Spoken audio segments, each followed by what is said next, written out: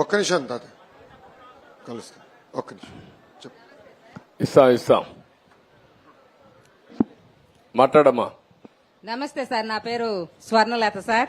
ముందుగా మా నియోజకవర్గం ఎమ్మెల్యే, ఐటీ శాఖ మంత్రి, అలాగే విద్యాశాఖ మంత్రి అయినటువంటి లోకేష్ గారిని, మిమ్మల్ని ముఖ్యమంత్రిని ఒక వేదిక మీద కూర్చొని చూసే భాగ్యం మా పెరమాక ప్రజలకు ఇచ్చినందుకు చాలా సంతోషంగా ఉంది సార్.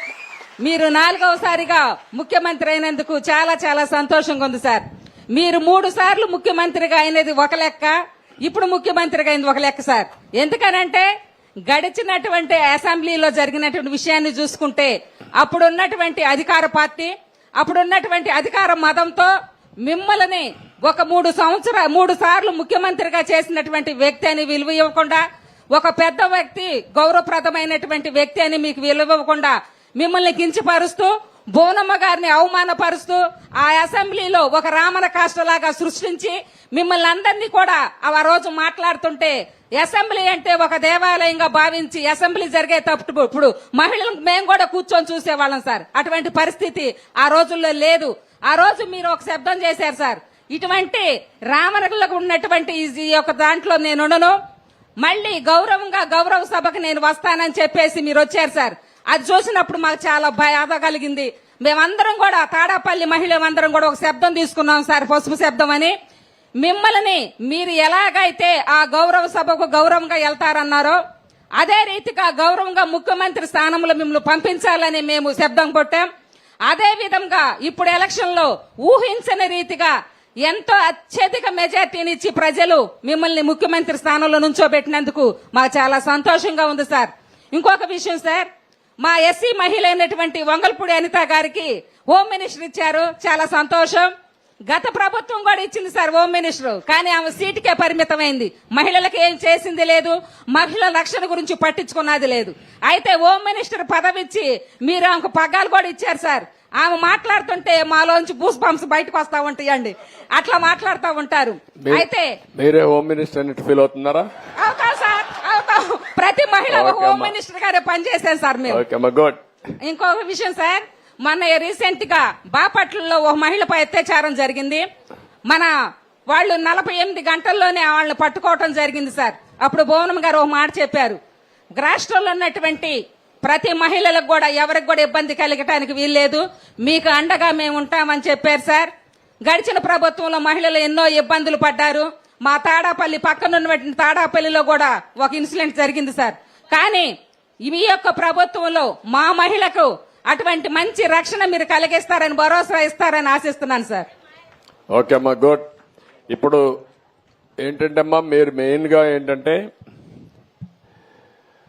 మహిళలు కూడా చాలా వరకు అసర్టివ్ గా ఉండాలి, అప్రమత్తంగా ఉండాలి. అందుకే అనితని ఒక యాక్టివ్ లీడర్ కింద, ఒక దళిత కుటుంబం కింద, అందులో కూడా ఒక మాదిగ కుటుంబం కింద వచ్చిన అమ్మాయిని నేను హోమ్ మినిస్టర్ చేశానంటే వారి సమర్థతను కూడా బేరే చేసుకున్న తర్వాత ఆ అమ్మాయి అయితే చేయగలుగుతుందనే ఉద్దేశంతోనే ఈరోజు మీకు హోమ్ మినిస్టర్గా పెట్టాం. నేను ఒకటే మీ అందరికి హామీ ఇస్తున్నా, రాష్ట్రంలో అందరికి కూడా హెచ్చరిక చేస్తున్నా, ఎవరైనా సరే ఆడబిడ్డల జోలుకొచ్చి మదాంధకారంతో గాని ఇచ్చలవిడిగా ప్రవర్తిస్తే ఎవరిని వదిలిపెట్టను. ఎవడైనా అత్యాచారం చేస్తే మాత్రం అదే వాళ్ళకు లాస్ట్ డే అవుతుంది, గుర్తుపెట్టుకోమని మరొక్కసారి హెచ్చరిస్తున్నా. గవర్నమెంట్ అంటే తమాషా ఆడద్దండి. ఏదో గవర్నమెంట్ అంటే బెదిరిస్తే బెదురుతుందని కాదు. యాంటీ సోషల్ ఎలిమెంట్స్ ఎవడైనా సరే నిర్మోహమాటంగా అణిచివేస్తా. మర్యాదగా ఇంతవరకు చెప్పా, ఎవరైనా కైపెక్కి లేకుంటే గంజాయి తినేసి తాగేసి లేకుంటే మద్యం తాగేసి ఇష్టానుసారంగా చేస్తే మాత్రం తీవ్ర పరిణామాలుంటాయి.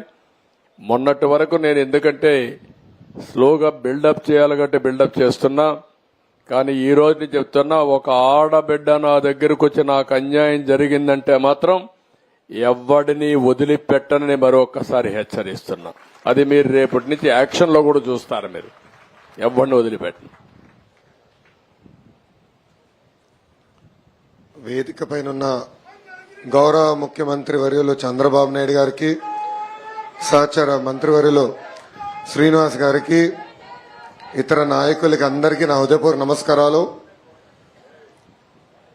సార్, మీరు ముఖ్యమంత్రి అయిన తర్వాత సంక్షేమ కార్యక్రమంలో తొలి అడుగు వేశారు. అది కూడా మా మంగళగిరి నియోజకవర్గంలో పెనుమాక గ్రామంలో ప్రజావేదిక పేరు పెట్టుకుని ఈ రోజు మా గ్రామానికి వస్తే మా అందరికీ చాలా సంతోషంగా ఉంది. గత 5 సంవత్సరాలుగా పరదాల ముఖ్యమంత్రి చూసాం, ఇప్పుడు ప్రజల ముఖ్యమంత్రిని మనం చూస్తున్నాం. అధికారులు ఇంకా టైం పడుతుంది అనుకుంటా సార్ సెట్ అయ్యేదానికి. లేదు, సెట్ అయ్యారు. ఇంకా పరదాలు కడుతున్నారు సార్. పరదాలు ఎక్కడ వాళ్ళు బతిమలాడి అన్ని తీపిస్తారు. కాదు, పరదాలు కడితే ఇంకొకసారి ఎక్కడన్నా చూస్తే కట్టిన వాళ్ళని సస్పెండ్ చేయడం తప్ప వేరే మార్గం ఉండదు. కాబట్టి ఇంక నేను ఎన్నుదలుచుకోలేదు. ఎవరైనా సరే సింపుల్ గా పాత రోజులు మర్చిపోయి కొత్త రోజులు జ్ఞాపకం చేసుకుని ముందుకు పోవాల్సిందిగా అందరిని కోరుతున్నా. ఎక్కడా జరగకూడదు. ఎవరైనా కంప్లైంట్ చేస్తే మాత్రం పనిష్మెంట్ తప్పదు. మీకు బీ క్లియర్. అంటే 5 సంవత్సరాలు అలవాటు కదా సార్, కొంచెం టైం పడుతుంది సార్. మీకు కూడా అందరికి అలవాటు కావాలి, వాళ్ళకే కాదు. కొత్త శకానికి, కొత్త కల్చర్కి అందరూ అలవాటు కావాల్సిందే. ఇంకా టైం ఉండదు.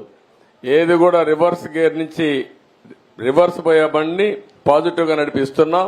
ఇంకా స్పీడ్ పెంచడం తప్ప ఎనిక్కిపోయే సమస్య ఎవరికి ఉండకూడదు, ఆలోచన రాకూడదు. లేకపోతే ఒక షార్ట్ ట్రీట్మెంట్ ఇస్తే అందరూ సెట్ అయిపోతారు, ఇన్క్లూడింగ్ ఎవరైనా సరే. నేను సిద్ధంగా ఉన్నా షార్ట్ ట్రీట్మెంట్ ఇవ్వడానికి. పాపం ఇంకా కొంచెం ఇది ఉంది కాబట్టి స్లోగా పోతున్నా. ఇప్పుడు స్పీడ్ పెంచాలి ఇంకా, అంతే. నేను అందుకే చెప్పా 95 ముఖ్యమంత్రిని చూస్తారని. 4.0 95 అది గుర్తుపెట్టుకోవాలి. 95లో ఒకసారి మీరు చరిత్ర గుర్తుపెట్టుకోవాలి. అప్పుడు నువ్వు కూడా కుర్రాడివి, నీకు కూడా ఐడియా లేదు. అప్పుడు నా చరిత్ర గుర్తుపెట్టుకుంటే, హైదరాబాద్ లో బయలుదేరుతున్నానంటే రాష్ట్రం మొత్తం రెడ్ అలర్ట్ ఉండేది. అంత భయంకరంగా చేయను కానీ తప్పు చేస్తే మాత్రం ఎవరిని వదిలిపెట్టను. ఉంటే మా మైండ్ అంతా మార్చుకోవాలి. అందుకే 95 అన్నా నేను. 95 CB